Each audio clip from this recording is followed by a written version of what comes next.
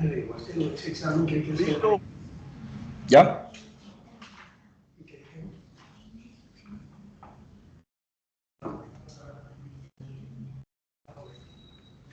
¿Listo, Nate? Bueno, gracias. Muy buenos días. Continuando con las reuniones académicas del Departamento de Reumatología de la Universidad Pontificia Bolivariana y con el Hospital Pablo Tobón Uribe, traemos a revisión las guías del Colegio Americano de Reumatología y del Colegio Médico del Tórax 2023, publicadas recientemente, ahora en julio, para el manejo de enfermedad pulmonar intersticial en personas con enfermedades reumáticas autoinmunes sistémicas. No presento conflicto de interés para esta presentación. A manera introductoria, debemos recordar que las enfermedades pulmonares intersticiales asociadas a enfermedades autoinmunes sistémicas generan una gran morbimortalidad, teniendo en cuenta la carga de la enfermedad y que algunas de estas patologías pueden progresar muy rápidamente. En el contexto de artritis reumatoides, sabemos que el patrón más frecuente es la neumonía intersticial usual, sobre todo en aquellos pacientes que tengan factor reumatoide o anticuerpos antipéptidos citrulinados a títulos altos. Sin embargo, en el contexto de esclerosis sistémica, donde puede presentarse una enfermedad rápidamente progresiva y puede compartir fenotipos de escleromiositis por la presencia de algunos de estos autoanticuerpos, menos frecuentes en lupus eritematoso sistémico y en síndrome de Sjögren primario, pero con el auge del desarrollo de autoanticuerpos en miopatías inflamatorias, hay que tener en cuenta que el fenotipo de anticuerpos anti-MDA5 es el que está más relacionado con enfermedad intersticial rápidamente progresiva. Es por eso que este año se publican estas guías para el tratamiento del compromiso pulmonar intersticial. El objetivo de estas guías es proporcionar recomendaciones basadas en la evidencia para el tratamiento de enfermedad pulmonar intersticial en adultos con enfermedades autoinmunes. En cuanto a la metodología, la población de interés son pacientes mayores de 17 años y las patologías que se incluyeron fueron artritis reumatoide, esclerosis sistémica, enfermedad mixta del tejido conectivo, dermatomiositis anti-MDA5, miopatía necrosante inmunomediada, síndrome antisintetasa, síndrome de Sjögren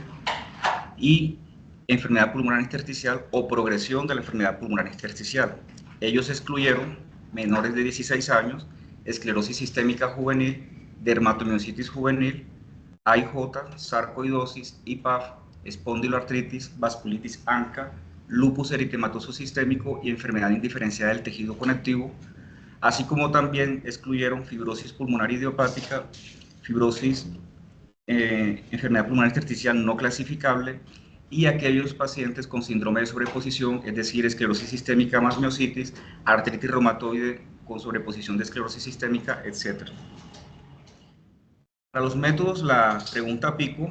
la población, ya sabemos que fueron adultos con artritis reumatoide, esclerosis sistémica, enfermedad mixta del tejido conectivo, miopatía, síndrome de Sjögren. Y la grupo de intervenciones tenemos los diferentes inmunosupresores como metotrexate, leflunomida, azatioprina, ciclofosfamida, inhibidores de calcineurina como ciclosporina, tacrolimus, los inhibidores del TNF, tocilizumab, rituximab, abatacept, inhibidores JAK, antifibróticos como pirfenidona o nintedanib, los glucocorticoides ya sean orales o intravenosos, el uso de los recambios plasmáticos, la referencia a trasplante de células madre y pulmonar, cuyos resultados eran muerte, discapacidad, calidad de vida, eventos adversos, toxicidad y otros, y de los desenlaces subrogados, actividad de la enfermedad, progresión de la enfermedad, capacidad vital forzada, difusión de monóxido de carbono, extensión de la enfermedad pulmonar intersticial o progresión en tomografía. Como definiciones a tener en cuenta de progresión, se utilizaron los criterios del estudio en Buil, que son capacidad vital forzada mayor o igual al 10%, un deterioro en la capacidad vital forzada entre 5 a menos de 10%, incremento de los síntomas respiratorios, incremento en la fibrosis a nivel tomográfico y aumento de la fibrosis a los 24 meses. definieron enfermedad rápidamente progresiva como aquellos pacientes que requieran consumo de alto oxígeno o intubación en días a semana sin una causa alterna como infección o falla cardíaca. Para la construcción del consenso, entonces, se tenía un equipo líder central de 11 miembros y el equipo de revisión de la literatura incluyó 22 miembros y un bibliotecólogo experto. Para el panel de votación se incluyeron pacientes con enfermedad del tejido conectivo, entre ellos fueron en total 21 personas, de los cuales 7 tenían esclerosis sistémica, 5 artritis reumatoide, 7 miopatía inflamatoria, enfermedad del tejido conectivo 3 pacientes y esclerosis sistémica, síndrome de Sjögren 8. De estos 21 personas, algunos tenían sobreposición de estas enfermedades y de los cuales, de estos 17 pacientes, o el 81% de ellos tenían enfermedad intersticial. El panel de expertos estaba constituido por 19 reumatólogos, 4 neumólogos y un radiólogo. La búsqueda de la literatura se realizó a través de Ovid, Medline, EPUB y Embase entre agosto del 2023 hasta junio del 2023 y la calificación de la evidencia a través de GRADE, obteniendo entonces 35 recomendaciones y se generaron 216 preguntas PIC. Para la selección de los estudios se tuvo en cuenta 5.235 de registros de bases de datos. Estos registros fueron examinados y se excluyeron 4.038, de los cuales se escogieron 197 que tuviesen registros de textos completos, 1.083 artículos excluidos para incluir en total 114. En blanco a su izquierda pueden observar que las preguntas para los métodos de cribado y monitoreo que hacen parte de otro resultado de la guía, y en azul podemos observar que las preguntas de la primera y opción de terapia de primera línea fueron las preguntas pico de 25 a las 168, incluyendo en total 72 artículos, y las preguntas relacionadas con EPID rápidamente progresiva están las preguntas pico de las 169 a las 241 del material de suplemento, y estos estudios incluidos fueron 8. Por lo tanto, se generaron recomendaciones fuertes, es decir, que los beneficios de la intervención superen los daños, y como recomendación condicional, y que la incertidumbre está relacionada con respecto al beneficio.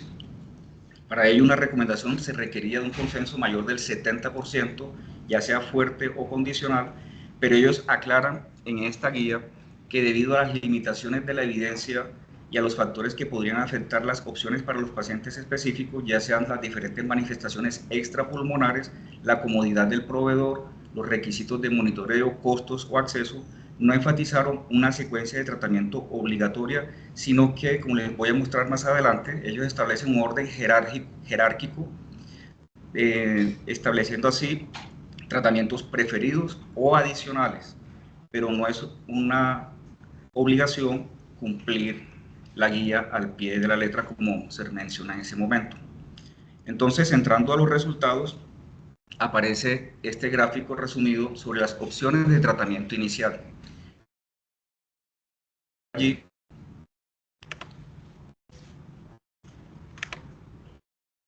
que están en las diferentes enfatologías como esclerosis sistémica, miopatías inflamatorias, enfermedad del tejido conectivo, artritis reumatoide y síndrome de Sjögren. Ya sabemos que se excluyó lupus eritematoso sistémico. Entonces, en orden jerárquico, aparecen como preferidos en esclerosis sistémica micofenolato, seguido de tocilizumab y rituximab, y como opciones adicionales ciclofosfamida, nintedanib, azathioprina. En las otras patologías como miopatía inflamatoria, aparecen en orden jerárquico micofenolato, mofetil, azathioprina, rituximab, adicionan inhibidor de calcineurina, y como opciones adicionales inhibidor JAK o ciclofosfamida. Y en las otras patologías de enfermedad mixta del tejido conectivo, utilizan como opciones adicionales tocilizumab, sobre todo en aquellos pacientes que tengan manifestaciones de esclerosis sistémica, y como opción adicional ciclofosfamida. Para artritis reumatoide y para síndrome de Sjögren, como opciones de terapia línea, aparecen en orden jerárquico tanto micofenolato, azathioprina y rituximab. Y los glucocorticoides los describen aparte de los inmunosupresores, teniendo en cuenta que al realizar la búsqueda de la evidencia, los resultados arrojaron que para esclerosis sistémica, una condición en contra del uso de glucocorticoides, y ya sabemos por el riesgo de crisis renal esclerodérmica. Para las miopatías inflamatorias, enfermedad del tejido conectivo, artritis reumatoide y síndrome de Sjögren, ellos establecen que aunque hay baja evidencia, ciclos cortos de glucocorticoides, y definen ciclos cortos como el uso de estos esteroides por 3 meses o menos. Entonces vamos a revisar lo que se encontró sobre la evidencia del uso de los glucocorticoides. La pregunta pico sobre esteroides es cuál es el impacto de la prednisolona oral diaria como terapia de primera línea comparado con no dar prednisolona en los efectos sobre la enfermedad y eventos adversos relacionados con el tratamiento. Entonces, como recomendación condicional con una evidencia muy baja, en la búsqueda de la literatura no se encontró ningún estudio aleatorizado que pudiera responder esta pregunta, y estos son los diferentes estudios que fueron excluidos. Lo mismo que cuando se pregunta sobre el impacto de glucocorticoides intravenoso comparado con no dar pulsos como terapia de primera línea en efectos de la enfermedad y eventos adversos relacionados con el tratamiento, con una evidencia muy baja, tampoco se encontró un estudio que respondiera esta pregunta, y este fue el estudio excluido. Por lo tanto, ellos recomiendan que el uso de glucocorticoides oral o intravenoso va a depender ya de la severidad de la enfermedad, que debemos individualizar cada paciente dependiendo del contexto. Los glucocorticoides no pueden ser usados en personas con enfermedad fibrótica, ejemplo, artritis reumatoide, neumonía intersticial usual, y si se llega a utilizar porque existe progresión de la enfermedad, debemos utilizar por un ciclo corto. Sin embargo, no todos los panelistas estuvieron de acuerdo. También recomiendan que los glucocorticoides deben ser usados con precaución en todo paciente que tenga enfermedad mixta del tejido conectivo con características de miopatía inflamatoria o con anticuerpos específicos de esclerosis sistémica por el alto riesgo de crisis renal. Pues bien, entonces entrando a las diferentes terapias inmunosupresoras, sabemos que en orden jerárquico está el micofenolato mofetil, y la recomendación para estas condiciones está que aquellas personas con enfermedad pulmonar intersticial asociadas a enfermedades reumáticas autoinmunes recomiendan condicionalmente micofenolato, rituximab, ciclofosfamida y azathioprina como opciones de tratamiento de primera línea.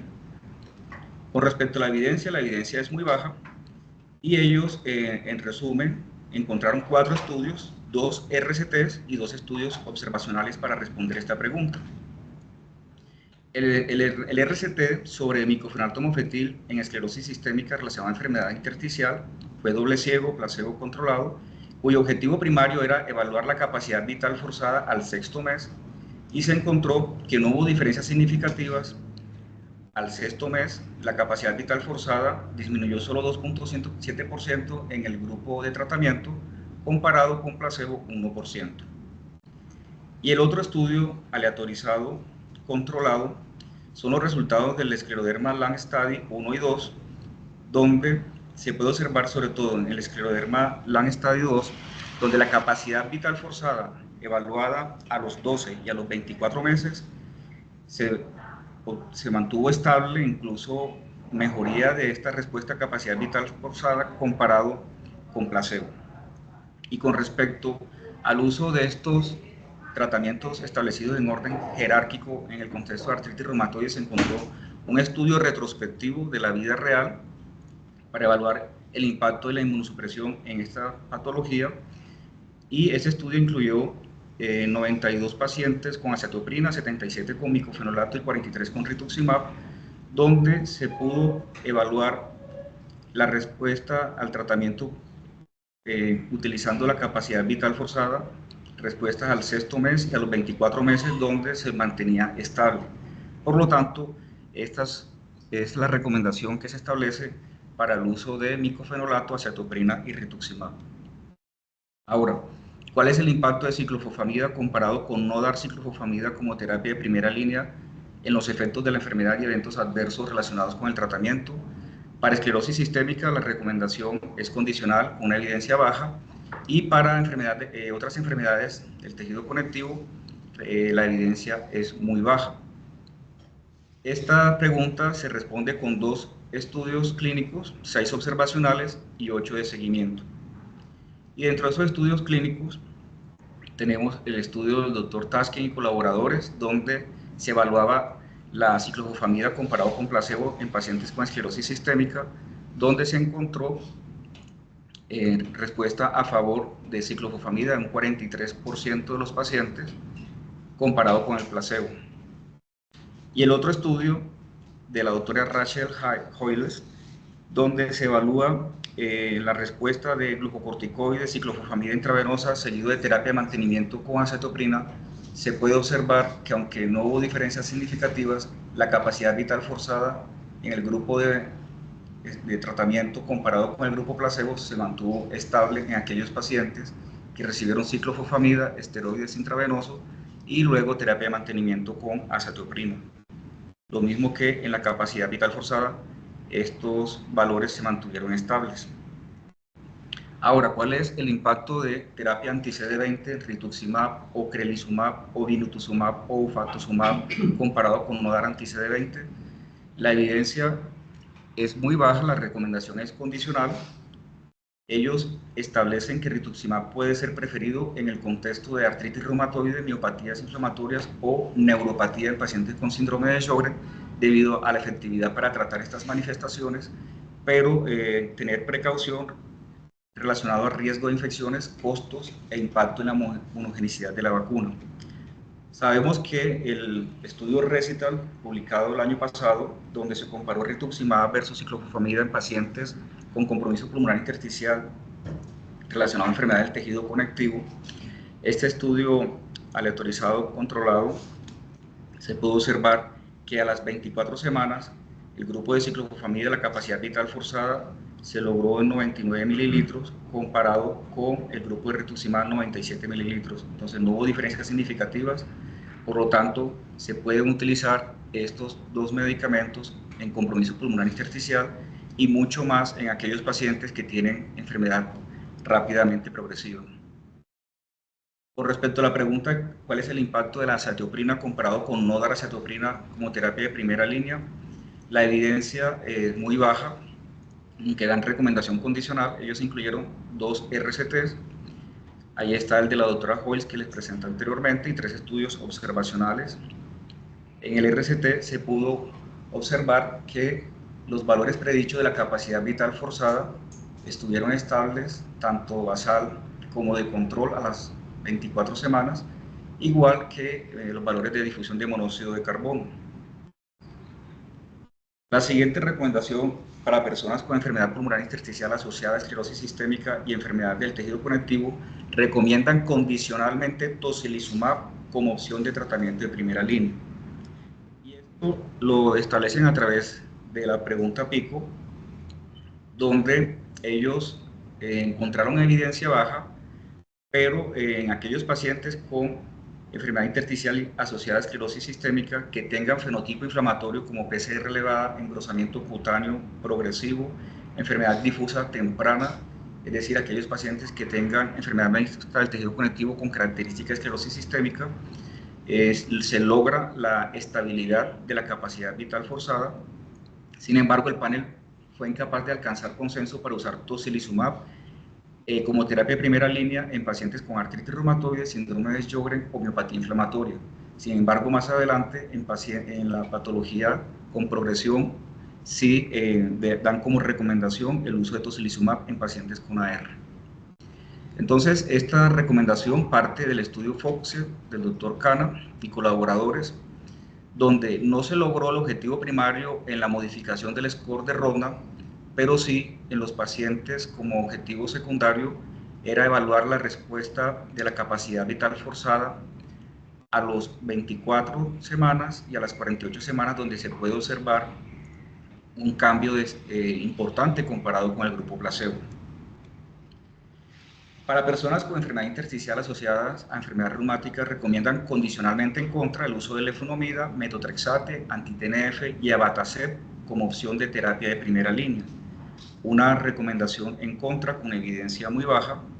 y esto parte de la búsqueda de la literatura,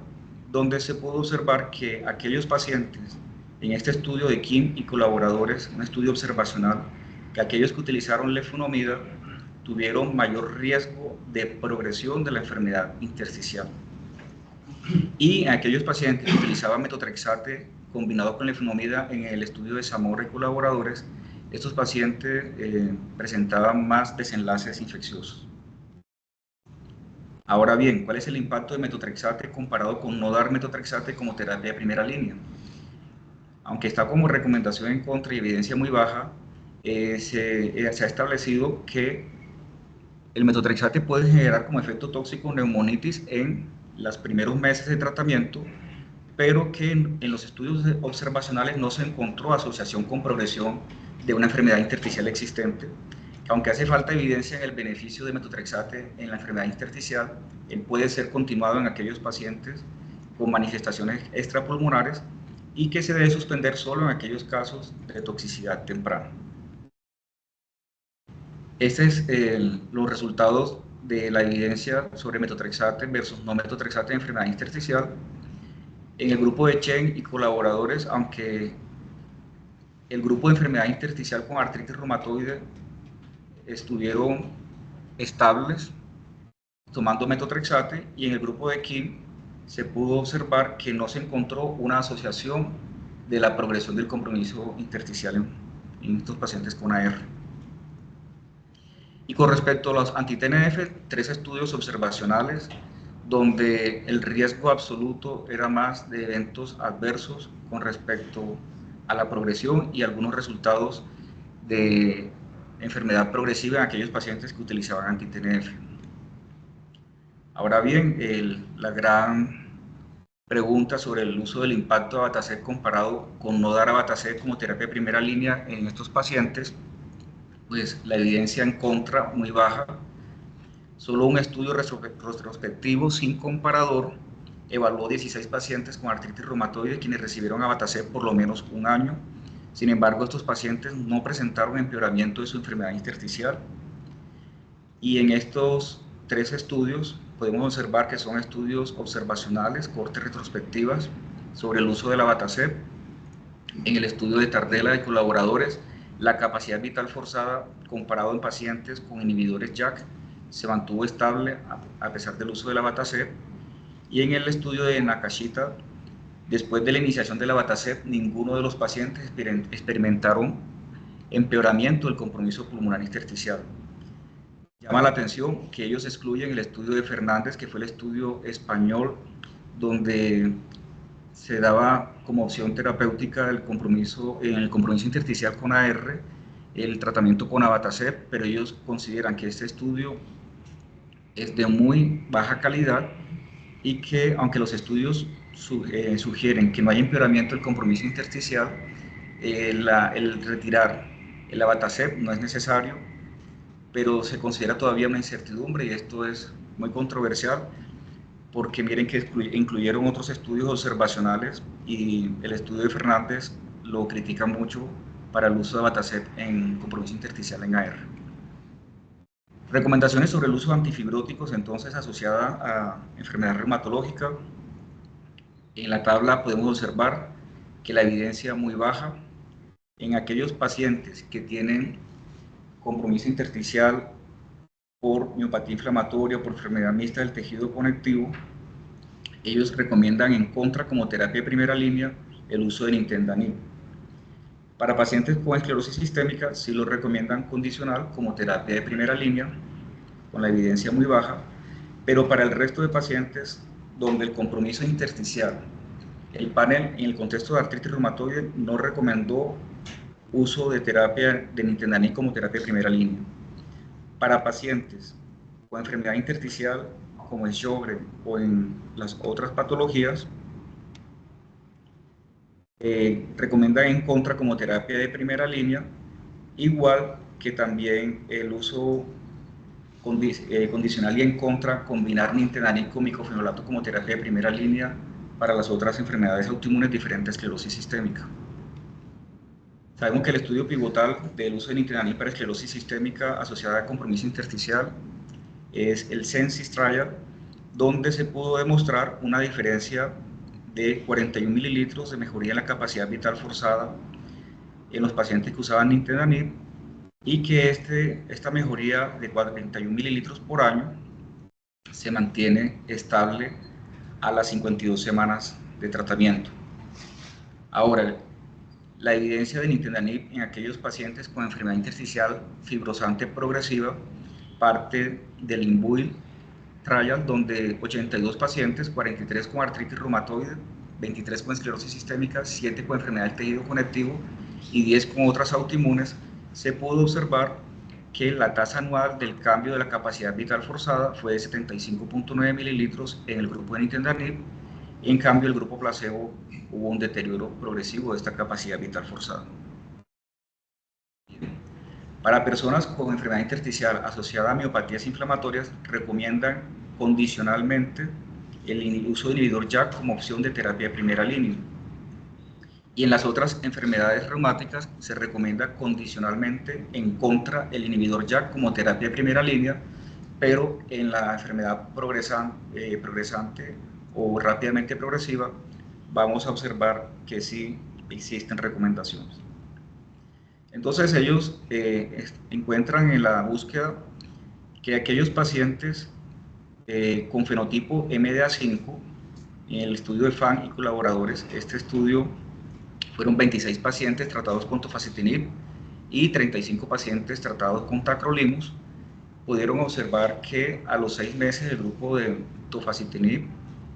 10 pacientes murieron y 22 pacientes murieron con el grupo de tacrolimus, no hubo diferencias significativas.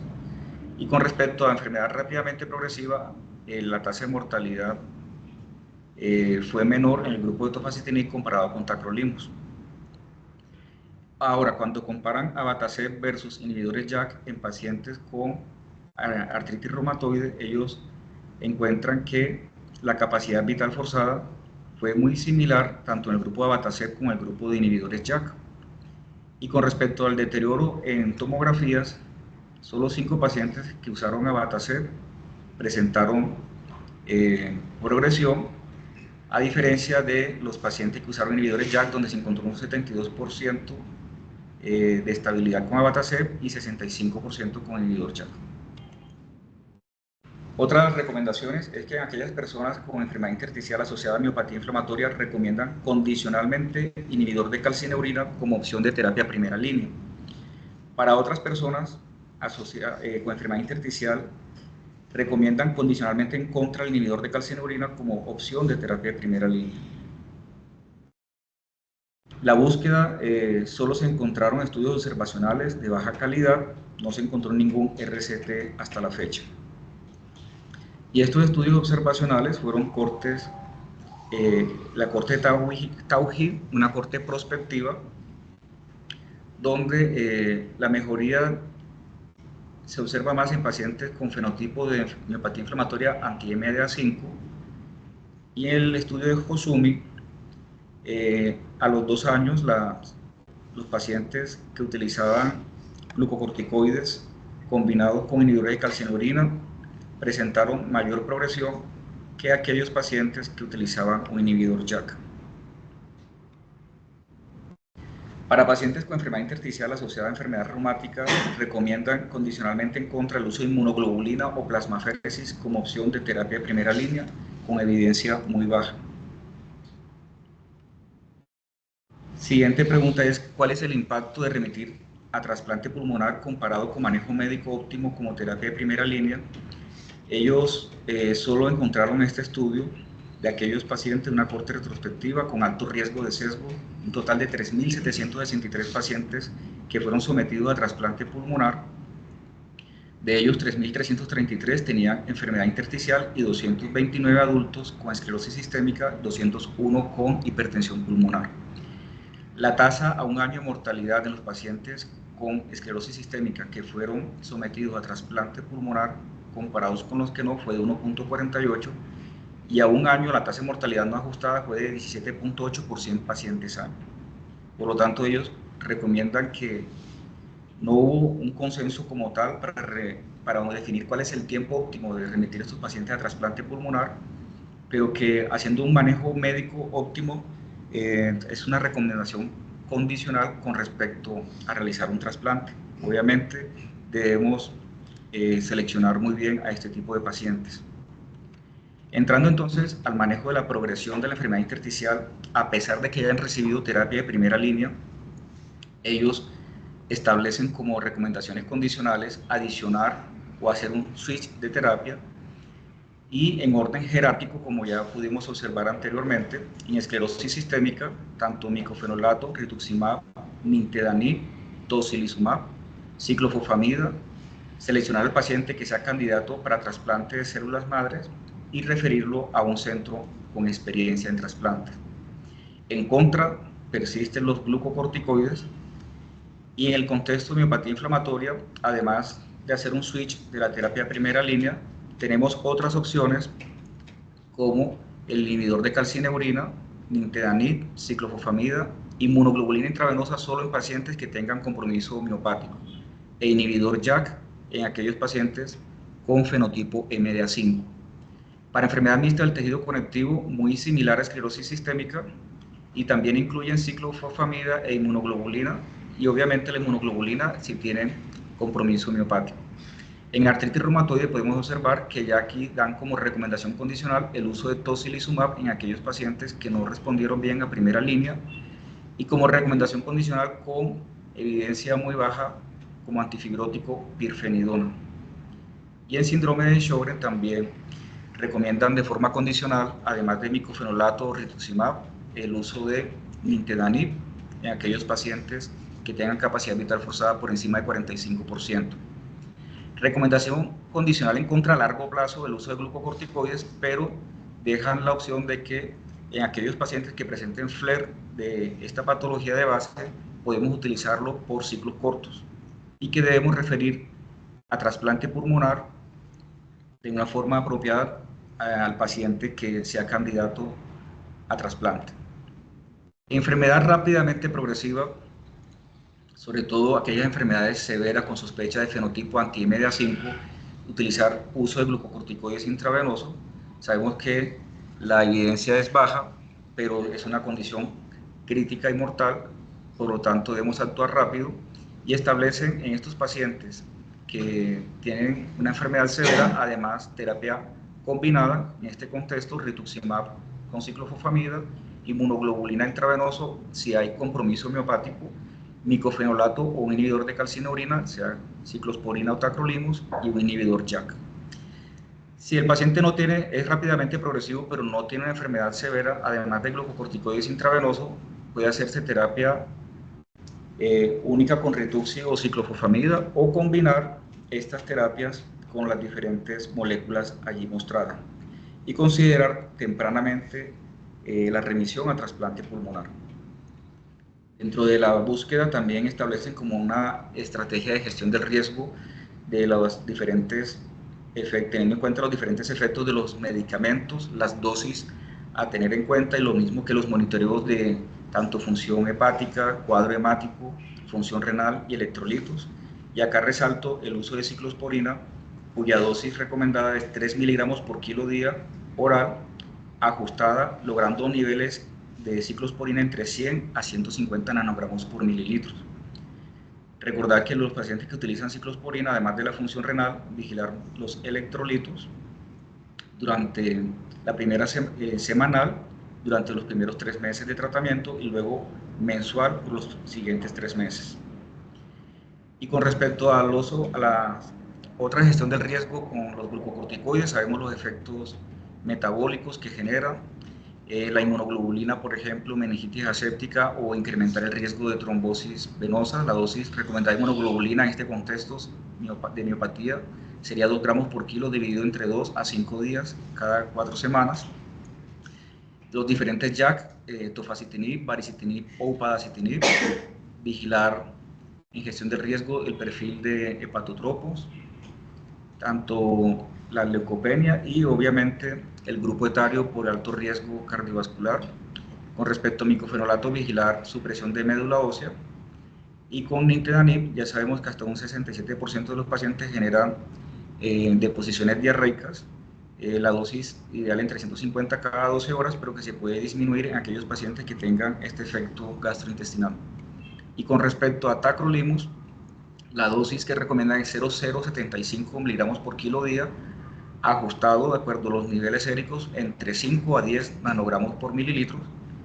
Algunos expertos recomiendan niveles hasta 6 nanogramos mililitros, pero debemos vigilar leucopenia, falla renal, neurotoxicidad e incluso vigilar electrolitos hasta 2 veces por semana el primer mes y luego mensualmente por 3 meses y luego cada 2 a 3 meses. Otras recomendaciones de forma integral en estos pacientes es evaluar la capacidad del ejercicio, cuidados paliativos, rehabilitación pulmonar, suspender el tabaquismo, el manejo del reflujo gastroesofágico, profilaxis para neumocitis girovesi con trimetopril sulfamethoxazol, agentes prokinéticos en pacientes con esclerosis sistémica y las vacunas dependiendo la vida media de estos medicamentos. Y por último, aunque las guías siempre serán como recomendaciones, no nos obligan a seguir un orden jerárquico como ellos establecen, pero siempre tener en cuenta el orden preferido dependiendo del contexto clínico, dependiendo de la progresión y si se trata también de una enfermedad rápidamente progresiva. Debemos individualizar a cada paciente. Micofenolato sigue siendo como el medicamento más indicado en enfermedad intersticial asociada a esclerosis sistémica, enfermedad mixta del tejido conectivo, miopatía inflamatoria y síndrome de Sjögren. Esta como recomendación personal, rituximab indicado más en enfermedad intersticial asociada a artritis reumatoide como terapia de primera línea, y en miopatía inflamatoria MDA5 por el alto riesgo de enfermedad fibrosante, la terapia combinada es la de mejor elección. Y tener en cuenta que la terapia antifibrótica en pacientes con esclerosis sistémica o en enfermedades autoinmunes, más que todo en aquellos que están progresando, y una de las limitaciones de la guía es que no se incluyeron pacientes con lupus eritematoso sistémico, que aunque es poco frecuente, pero en la vida real sí encontramos pacientes con compromiso pulmonar intersticial. Muchas gracias por su atención.